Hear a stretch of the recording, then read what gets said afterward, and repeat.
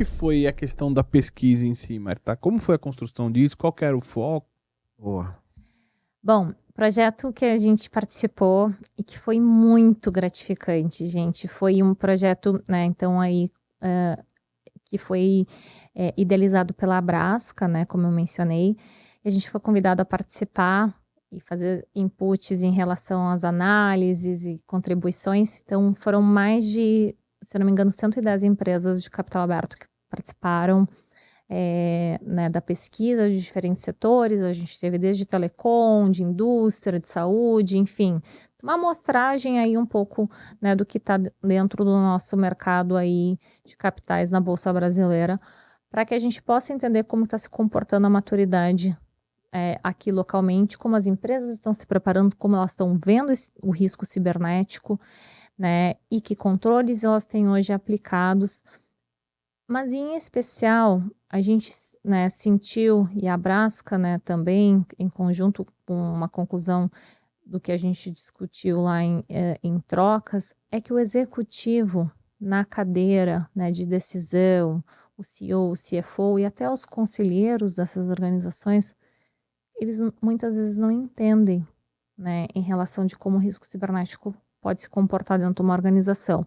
Então, a gente, né, fez uma leitura técnica em relação ao que a empresa tem e a gente traduziu, né, por uma linguagem de fácil entendimento para quem não sabe o que é hoje um firewall, né? Firewall, né, a parede de fogo que cria uma barreira para o hacker não entrar, né, para o vírus não entrar. Então, enfim, é literalmente assim, uma leitura e correlacionar com o negócio, que acho que é alguma coisa que mais e mais, né, se a gente pegar inclusive a regra americana que saiu, né, na SEC agora em 26 de julho, ela traz a responsabilidade do risco cibernético para o conselho. Eu até escrevi um artigo que ela faz uma correlação, né, assim, eu fiz uma correlação nesse artigo. Em 2002, se vocês também não lembram, não existia um modelo padrão de como estruturar o balanço financeiro das organizações. Cada um, né, podia fazer o que queria. Ia lá colocar numa tabela, no papel de pão, escrevia umas coisas bonitas e enviava para um órgão regulador. O que aconteceu em 2002 que fez isso mudar? Tinha muita fraude nas declarações, né, dos balanços financeiros. E aí a SEC lá fez uma estruturação de uma regra única de como deveriam de ser declarados, né, os balanços financeiros, o que elas precisavam conter, como que precisavam ser declarados os gastos, né, os ganhos, investimentos e, enfim, as provisões e tudo mais. Não sou accountant, então não sei exatamente. E colocou a responsabilidade nos conselheiros, que se isso não fosse cumprido, ia recair sobre os conselheiros. Vamos viajar no tempo, 21 anos depois, 2023. A SEC traz a regra de Cybersecurity Enforcement, tá? Só um parênteses. Essa regra da SOX, ela foi replicada no mundo inteiro.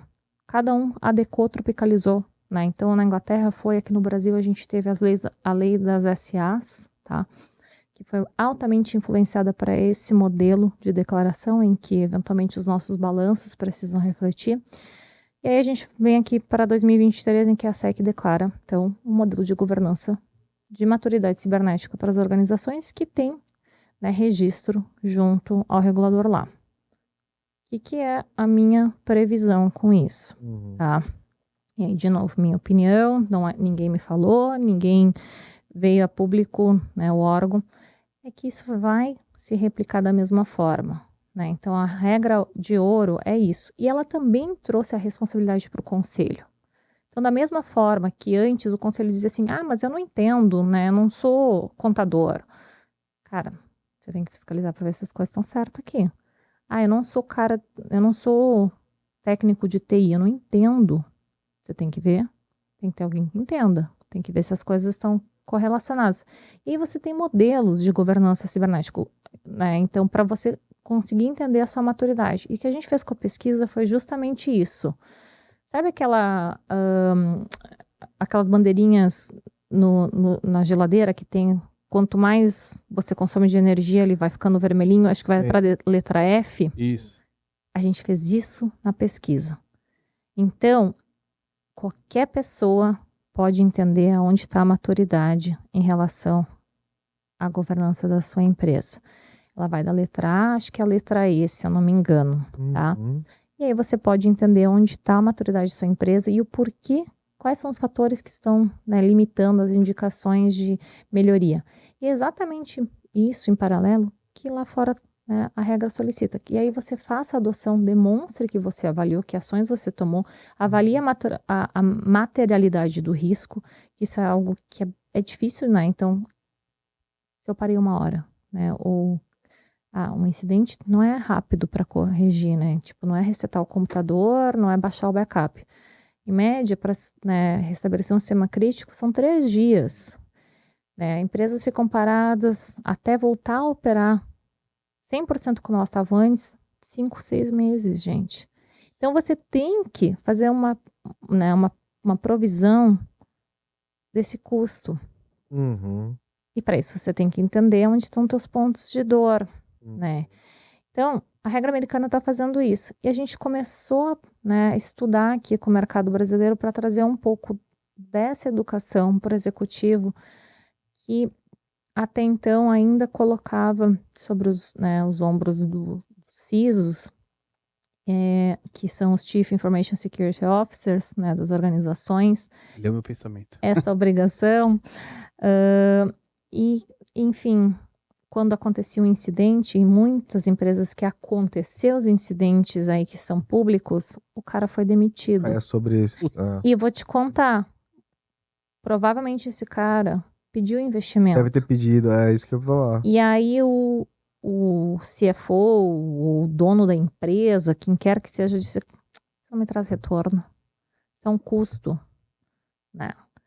O retorno no investimento em cibersegurança, assim como no retorno no investimento em prevenção de riscos em outras esferas, é você não ter uma perda lá na frente. Né? Aquele velho ditado, prevenir é melhor que remediar. É a mesma coisa aqui. E outra, hoje, cibersegurança é uma vantagem competitiva.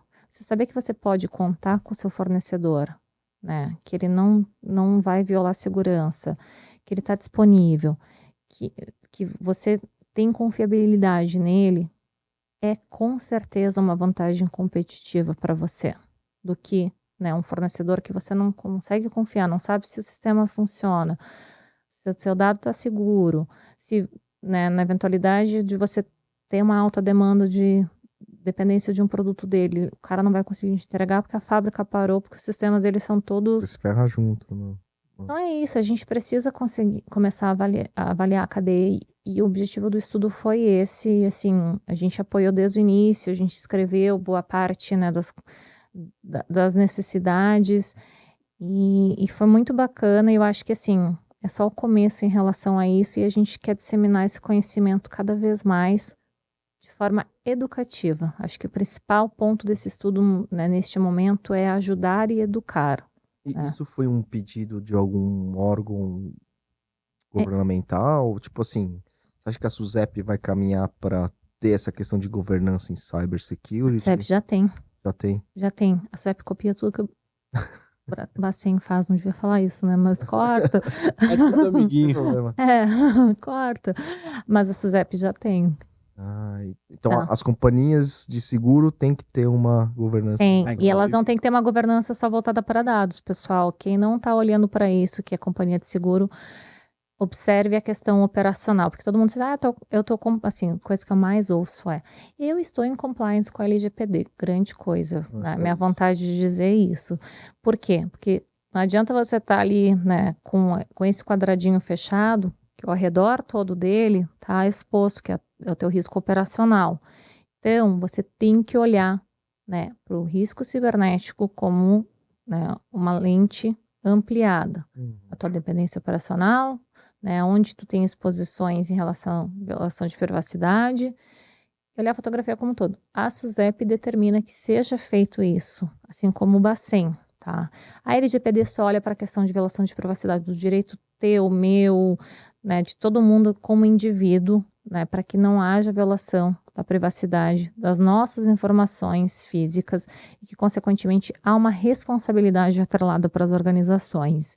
Seja você funcionário, seja você cliente, seja você, né, uma empresa que você coleta as informações e a outra processa, né? Então, eventualmente há uma responsabilidade atrelada a isso, mas não tem uma configuração em relação à disponibilidade operacional. Então, tem que estar disponível, né? O Bacen determina que o banco tem que estar disponível, porque o meu dinheiro está lá, o que acontece se eu não conseguir Perfeito. fazer a transação, né? Exato.